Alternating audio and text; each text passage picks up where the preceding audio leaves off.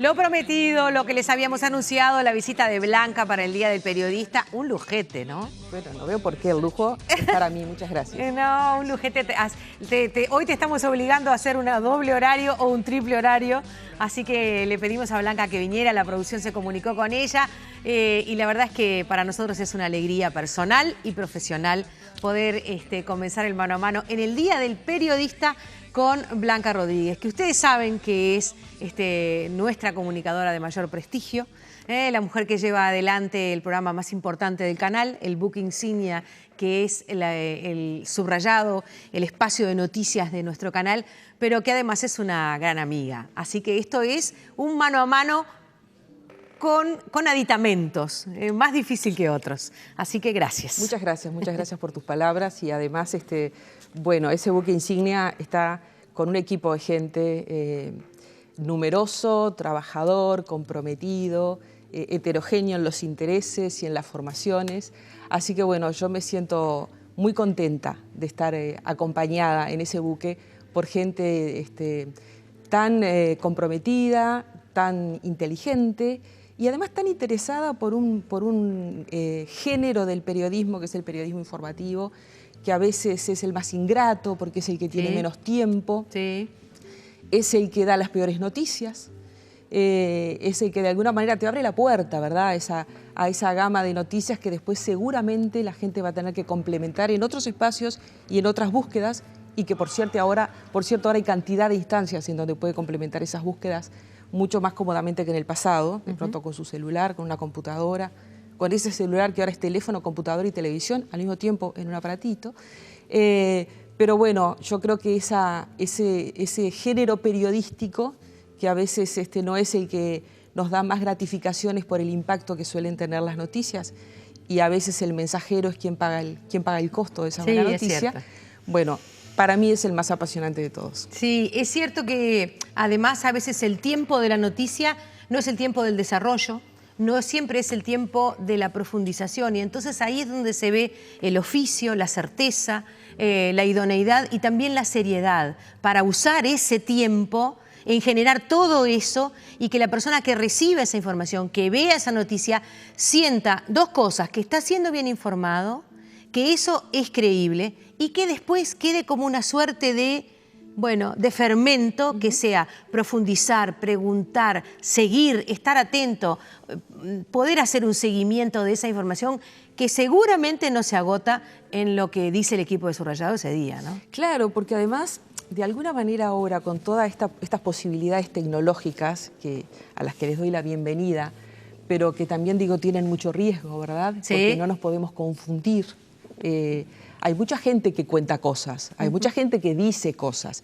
Eso no significa exactamente dar noticias, no significa exactamente hacer periodismo. Pérez Reverte dice que ahí está el peor periodismo. Yo no coincido tanto con eso, pero creo que sí es donde existe la posibilidad. Corre riesgos. Claro, es como dice Eduardo Fernández de la guitarra, es el instrumento que es más fácil de tocar mal, porque más o menos todos podemos tener acceso a ese instrumento, ¿no? Lo mismo pasa de alguna manera con las redes sociales, pero yo creo que también son la gran posibilidad o la gran instancia de esa profundización.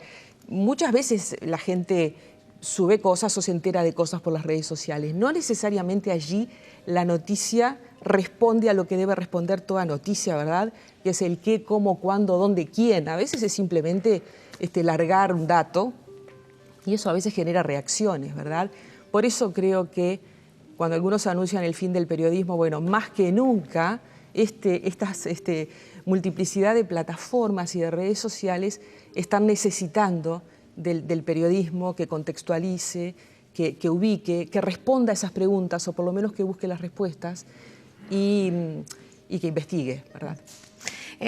¿Seguís a Pérez Reverte en Twitter?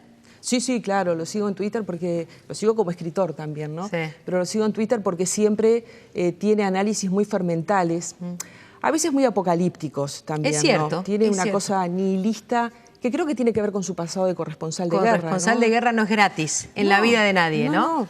No es gratis en un mundo que sigue en guerra y que después uno se pone a pensar, desde que uno nació, siempre ha estado en guerra el mundo. Porque una cosa es las guerras mundiales, pero desde que uno nació, este mundo nunca ha estado en paz. Y a ese hombre le tocó cubrir en español y para nosotros, para los que hablamos este idioma, las guerras de nuestro tiempo, además. Sí, además, bueno, yo lo recuerdo en Irak, porque cuando yo aún no trabajaba en los medios, claro. Y realmente cuando uno ve cómo terminan muchas veces su vida los corresponsales de guerra, ¿no? Ingresando a veces en instancias muy dramáticas, porque lo vivido y las experiencias y la memoria de esas experiencias dramáticas muchas veces no los deja vivir, y muchos terminan antes su vida por eso. Y bueno, yo creo que eso tiene que ver con cierta cuota de nihilismo que tiene Pérez Reverte, pero no sé, siempre me provoca, porque la gente inteligente te provoca, te obliga a pensar, es agudo, te interpela, y en esta profesión lo que más tenemos que hacer justamente es desafiarnos permanentemente, interpelarnos, y bueno, y también tener a gente que te diga a veces lo que no te gusta. Lo que no siempre es cómodo, eso como le dicen ahora a la zona, que no siempre es de confort. No olvidar la saga del Capitán a la Triste, que le sirvió a Pérez Reverte para completar desde la literatura y haciendo un vínculo muy lindo con su propia hija, esa otra parte que completa el periodista de guerra, el corresponsal de guerra y el periodista y el comunicador. Vamos a hacer una presentación de Blanca que ha preparado Bimbo, y ella hablaba recién, cuando yo no trabajaba en los medios. Bueno, vamos a empezar por ahí a la hora de presentar a Blanca Rodríguez. A ver, Bimbo de Pauli, ¿cómo se portó? Blanca Isabel Rodríguez González nació un lunes 13 de abril, hija de una pareja de inmigrantes de La Coruña. Él era obrero metalúrgico y ella atendía una tienda en su propia casa. Criada en Flor de Maroñas, a una cuadra de la cancha de Danubio, no fue una niña afectada a las muñecas. Creció jugando en la calle junto a sus vecinos, también hijos de inmigrantes, italianos, alemanes, judíos, polacos y vaya uno a saber de dónde más, que recién volvían a casa cuando sus padres llegaban de trabajar y los llamaban a cenar. Y tal vez allí surgió su condición noctámbula. En su casa se leía religiosamente el diario de la noche y se escuchaban los noticieros radiales del mediodía, casi como una obligación agradable para todos. Fue una niña extrovertida, charlatana pero buena alumna, algo caprichosa para las comidas y afecta a los libros, que siempre la acompañaron y aún lo hacen, apilados para cuando tenga tiempo de leerlos. Adolescente fanática de Led Zeppelin, el flaco Spinetta fue conociendo a Serrat de la mano de su hermana mayor, Estrella. Cuando les dijo a sus padres que quería ser profesora de literatura, le preguntaron si no sería mejor elegir una carrera con un mejor futuro, pero se metió en el IPA de cualquier forma. Estaba dando clases en el nocturno del Liceo 19, el del barrio, a los adultos que se cruzaba todos los días en la calle, cuando comenzó a trabajar como productora en Canal 10, como investigadora para el programa Testimonios, conducido por Ángel María Luna. 164 años de elecciones en el Uruguay, hoy estamos festejando un nuevo cumpleaños de la democracia. Un día le ofrecieron hacer una suplencia en subrayado durante 10 días y dijo que no.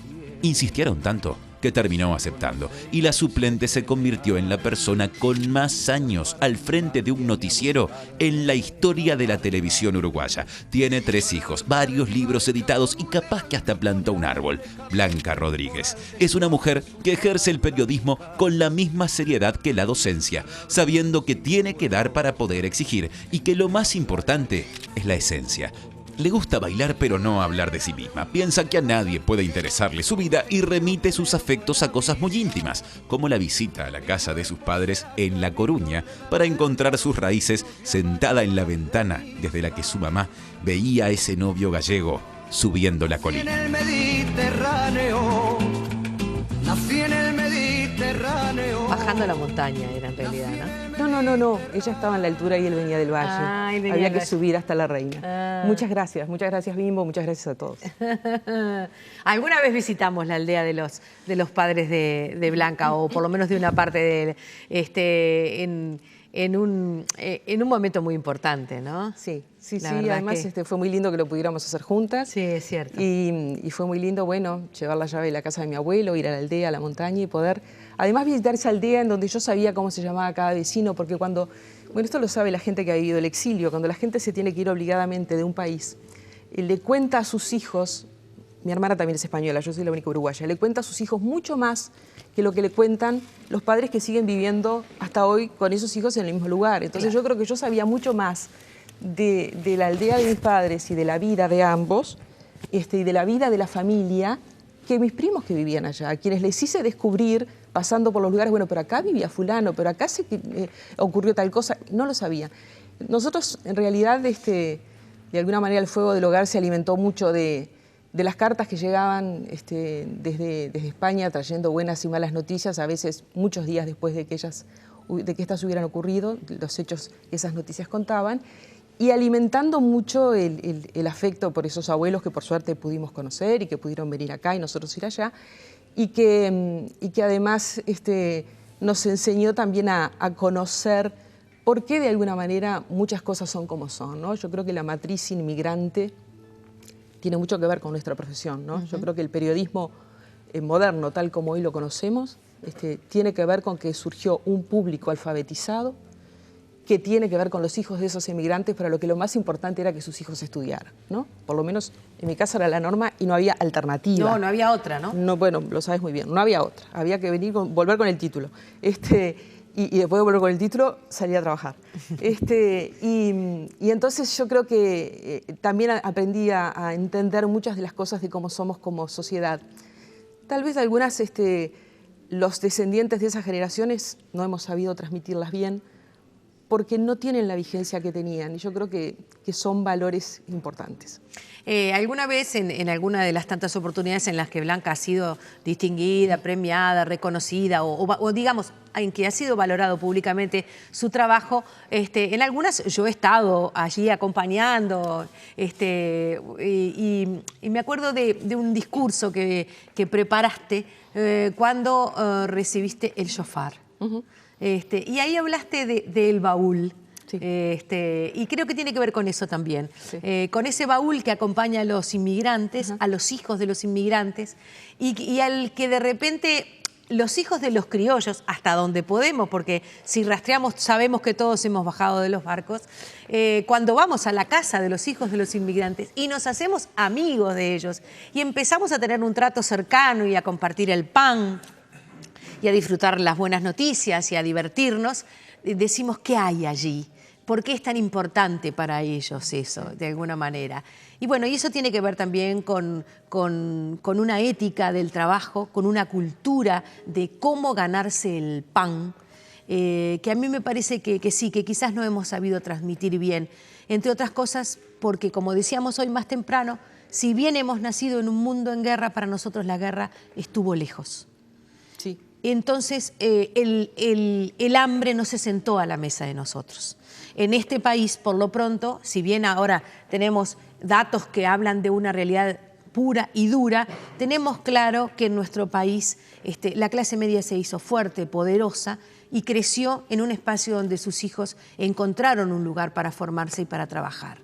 Sin duda. ¿Y por qué fue un país de solidaridades? Sí, yo cuando pienso, y en ese mismo discurso lo decía, ¿no? La vida que se hacía en el barrio con hijos de familias venidas de tantos lados tan distintos, a ti te debe haber pasado. Yo iba a casas de compañeros de la escuela que sus abuelos me hablaban en italiano, claro. O en polaco. Yo creo que eso construyó una sociedad muy solidaria. Y ese baúl para mí sigue siendo hasta hoy un objeto mágico, ¿no? Ese baúl que se abría muy de vez en cuando y del cual salían fotos amarronadas y prendas que se habían usado en algún momento hace décadas, sigue siendo un objeto que guarda mucho más que eso, ¿verdad? Guarda nuestra historia, guarda nuestro pasado, guarda lo que fuimos y todavía algo de lo que somos. Así que yo creo que sí, que le debemos mucho a esas generaciones de inmigrantes y que tal vez no hemos sido con ellos todo lo solidarios que debiéramos, transmitiendo todo lo que nos legaron. Blanca Rodríguez está con nosotros, es el Día del Periodista. Me piden una pausa, a veces tenemos que hacerla en el mano a mano, vamos a hacerla rapidito para seguir compartiendo con ustedes aquí en casa.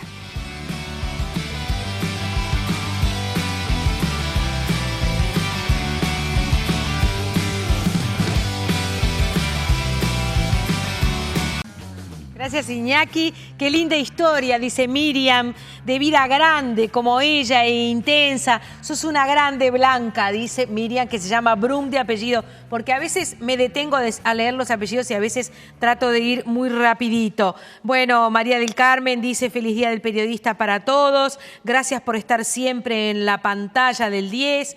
Dice que sos una ídola, dice que somos unas ídolas, o sea que vamos a caminar rapidito por acá. Hermosa mujer y un ser humano fuera de teleserie. Toda mi admiración y mi respeto a Blanca, y pone unos emoticones que son unos aplausos, Mira, que están como muy acompañando. Gracias. Y claramente dice Claris. Bueno, Nora agrega, felicitaciones, me alegra mucho conocer más a Blanca. Además, ahora veo que compartimos el amor por Serrat, Danubio y los libros. Por lo que me emocionó, pero lo que me emocionó fue ver a mi inolvidable profesor de biología, el todo celestial Ángel María Luna, como se decía allá por los años 70 en el Liceo 15. Bueno, hay muchos comentarios más, muchísimos, capaz que volvemos a algunos. Y en realidad, bueno, Ángel fue el gran responsable del ingreso de Blanca Rodríguez a Canal 10. Sí, sí, nos inventó unos cuantos, como dice Tornaría. Sí, en aquel momento yo ingresé para hacer producción de los programas periodísticos del ciclo de testimonios que hacía Ángel María Luna, y mi primera investigación, con la cual entré al canal y quedé, fue una investigación sobre la marginalidad, y un informe sobre la marginalidad que abordaba el tema de los carritos de basura, que de alguna manera en el año 86, que fue cuando yo empecé a producir, eran una novedad tangible. No era que no existieran, no se podían ver hasta ese momento. A partir de allí hay como una explosión en la calle de esa presencia, y el padre Cacho era un poco la figura que estaba allí conteniendo, liderando, con toda su fuerza y a su vez su timidez, su bajo perfil, ¿no? Como la gente que hace las grandes cosas, nadie se da cuenta. En esa retrospectiva de fotos que ponían y tomas, algunas en las que Blanca decía, ¡ay, qué horrible! Porque Porque el pasado es duro. no, yo te diría que estás en tu mejor momento. Así que olvídate de eso. Pero digo, había una en la que estabas en un altar. Y creo que había una que tenías una toma. Eso fue un programa especial que hicimos cuando fue la muerte del Papa Juan Pablo II. Ah, pensé que era en el marco de eso. No, hicimos un programa que es en la capilla del Colegio Clara Jackson, que también quiero mucho. Bien. Que también se vincula mi juventud con ese colegio. Y allí hicimos ese programa especial, les pedí prestada la capilla a las hermanas para hacer, porque también el tema de buscar las locaciones totalmente, a veces forma parte de las tareas que hacemos los periodistas para que tenga que ver con lo que pensamos decir. Sí, ese era el lugar de esos programas especiales con los que de vez en cuando me saco el gusto. ¿Por qué quería ir ahí? Porque este año se está invitando por parte de la Iglesia uruguaya, se necesita además que así sea, que se vaya a brindar testimonio sobre la vida del padre Cacho, y porque me parece que eso fue algo muy importante y que todavía no hemos concluido.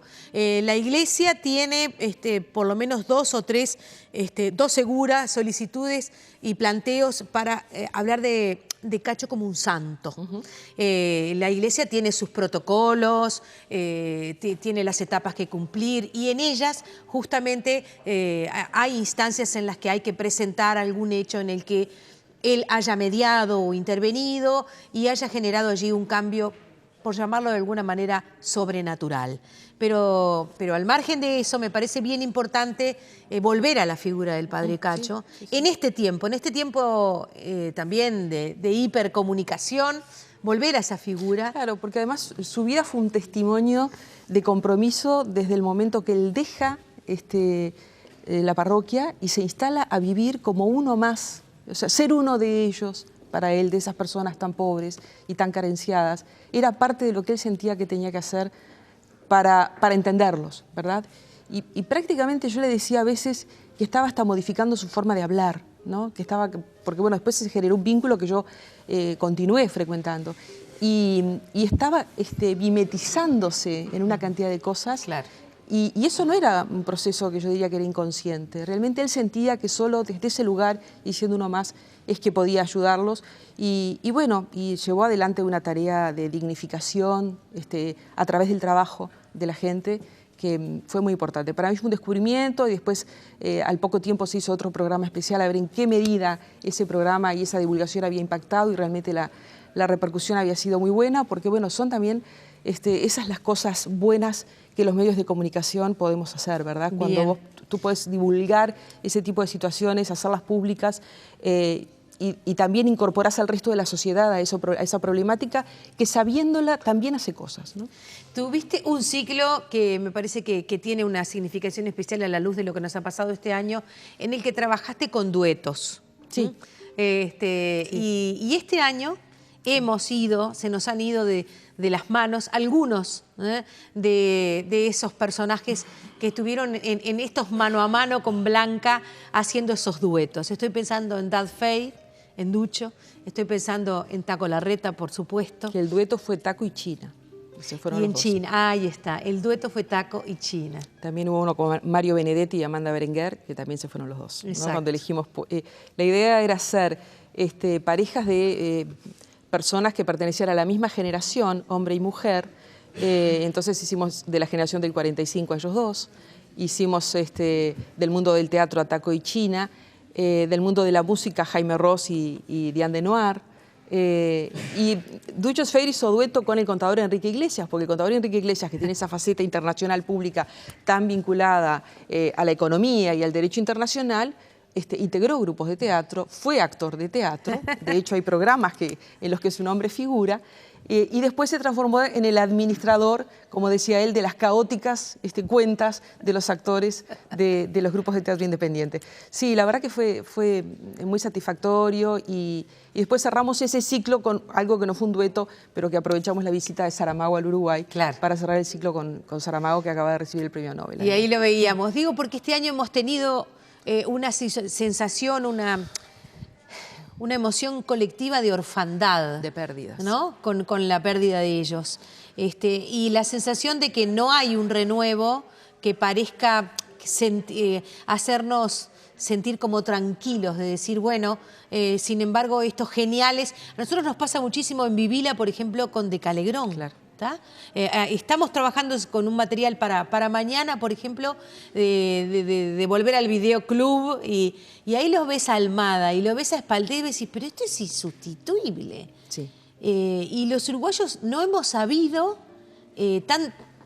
tan receptores que fuimos y tan fermentales que fuimos en esas generaciones, yo creo que no hemos sabido ahora generar fluidamente también un renuevo. El tema de los relevos en el Uruguay es todo un problema, y no solo en el mundo de la cultura. También en la política. En todos los ámbitos es un tema importante. Tal vez en el mundo de la cultura haya que dar tiempo, hay algunas figuras que prometen, pero es cierto que hoy por hoy tenemos la sensación, porque siempre hay esas figuras incomparables, ¿verdad? Pero hay otras que vienen después. Todavía tenemos la sensación de que eso no ocurre. Démosle tiempo, tal vez eso se dé finalmente, pero eran muy grandes. Las nuevas tecnologías permiten ir a ellos a cada rato, ¿no? Cada rato. Cada tanto uno puede meterse en YouTube o en alguna cosa y reencontrarse con esos actores, con esas actrices, con esos músicos, esos programas, esos escritores, que realmente... A veces los actores, cuando hablan fuera de su papel, no son tan interesantes como en su papel, ¿verdad? Cuando otro les escribe el libreto. Yo recuerdo a Kate Blanchett retirando el Oscar, para mí fue una decepción. Yo dijo 34 veces, oh my God. Yo decía, pero esta mujer me parece tan inteligente actuando, ¿cómo no puede decir otra cosa? ¿No? Lo mismo me pasó con Kate Winslet. Pero bueno, es excelente en lo que hace. Y a veces pasa que cuando encontrás algunos de esos discursos no es lo ideal es verlos con el libreto en el escenario, ¿no?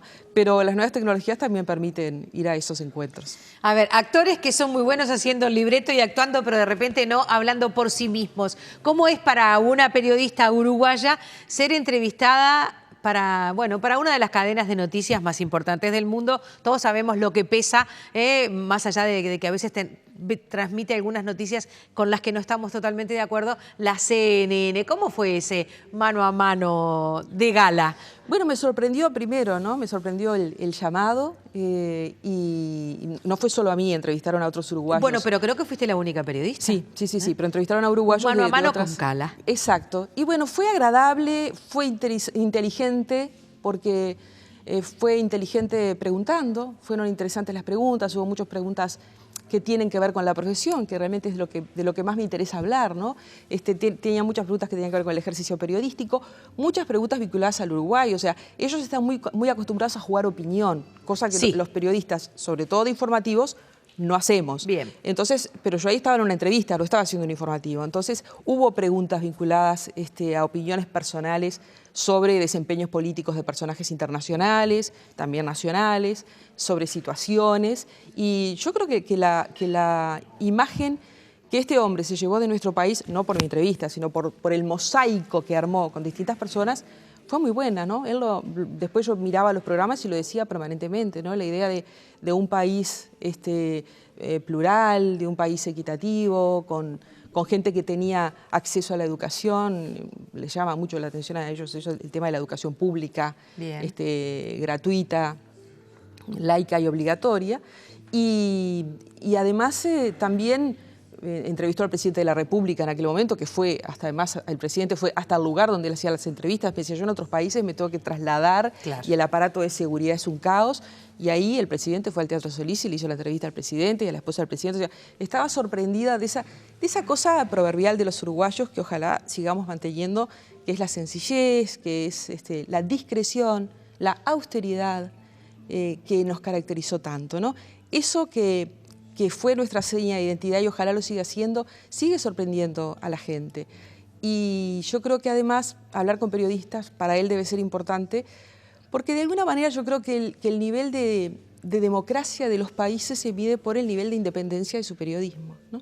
Entonces poder conversar, él no solo había conversado conmigo, para llegar a mí antes también había conversado con otra gente. Y además sabía quién eras. Sí. Había estudiado. Y me quedé impresionada todo lo que sabía de mí, cosas que yo no me acordaba. Porque uno no se acuerda de todo lo que ha dicho y hecho. Ahora todo queda registrado además. Pero fue una linda experiencia. Sí. Por algunos comentarios que hicimos, que me hiciste después, a mí me parece que no está mal recordar que él también te preguntó y estuvo atento a lo que vos le sugerías. Porque a veces ese ida y vuelta también es fortalecedor y habla de la calidad del periodismo. Digo porque de repente Cala es un entrevistador como mediático que está como en un lugar como Miami, desde donde quizás se trabaja de otra manera, con una propuesta más satinada, con un toque de glamour. Y sin embargo, ahí había pensamiento, ¿no? Él me parece que se adapta, ¿no? Bien, él se adapta. Yo lo he visto en otras entrevistas y él se adapta al entrevistado, lo cual está muy bueno. Y además, sí, está muy atento, es decir, no es que tiene una lista de preguntas y las tira todas al margen de lo que vos respondas. Si la respuesta determina nuevas preguntas, está bueno dejar el libreto y estar atento a lo que te dice el que le estás preguntando, ¿no? A veces los tiempos juegan en contra en esta profesión para ese tipo de desarrollos, y más en la televisión, lamentablemente, donde no siempre una entrevista o una conversación, yo personalmente, pero lo que yo pienso no tiene por qué importarle a nadie, creo que no hay nada más interesante que dos personas inteligentes hablando. Y cuando la gente dice, eso es hacer radio por televisión, yo digo, ¿cuál es el problema de escuchar a dos personas inteligentes hablando en televisión? ¿Por qué hay que estar pensando en clips, en videos, en vestir, en panel? No, no se hace eso en el mundo televisivo que nosotros admiramos de pronto en otros países. Las entrevistas siguen siendo una instancia, las entrevistas, los debates, acabamos de ver el debate en Estados Unidos de los candidatos del Partido Demócrata. A nadie se le ocurrió que eso era aburrido porque había 5 personas conversando, ¿no? Obviamente tendrá un público más interesado que otro, como los programas de entretenimiento o los programas de chismes pueden tener un público más interesado que otro. Pero yo creo que la entrevista, que necesita su tiempo y su espacio, a mí me resulta muy atractiva como televidente. Quiero decir, es lo que me prende, ¿no? Es lo que me llama. Y de alguna manera es lo que hace este señor. Alguna vez la hemos tenido además de público, porque alguna vez comadreamos de tardecita y ella, algunos de nuestros mano a manos ha ido capitalizando. Bimbo dice que no sabe si plantaste un árbol, ¿viste? Bueno, planté plantas. Planté plantas. Árbol no, planté parra, pero no sé si sirve cepa, no sé, no es árbol. No es que me preocupe eso, yo quería ir al tema del libro, porque él lo puso cuando dijo, escribió el libro, que no sé si plantó árbol. ¿Vamos por el libro? ¿Habrá otro libro? Habrá otro libro. Habrá otro libro. Estoy trabajando en otro libro. Bien. No damos plazo, no damos tiempo. El año que viene, para el año que viene, es una investigación, son libros periodísticos los míos, ¿no? Es una investigación periodística que seguramente va a salir el año que viene, espero llegar. ¿Cuál es el titular, Rodríguez? Bueno, de alguna manera es una investigación que tiene que ver con el rol que jugó una institución que es muy importante en el pasado reciente. Bien, nos quedamos por ahí. Bueno, con el concepto de que pasado reciente en Uruguay son cosas que ocurrieron hace mucho tiempo, ¿no? Porque con esta cosa que tenemos nosotros para renovarnos y cambiar, lo que ocurrió hace 50 años le seguimos llamando reciente, ¿no? Ni te cuento yo que trabajo en un programa que trabaja con la nostalgia, ¿no? Me encanta. Es todo un temita porque la memoria afectiva es una característica del uruguayo, eso está claro, ¿no? Sí, sin duda. Nos distingue, nos diferencia, tiene que ver con nuestro ADN, si es que tenemos un ADN. Nos enriquece, sí, nos enriquece y además el ADN no se cambia, el ADN tenemos el mismo toda la vida.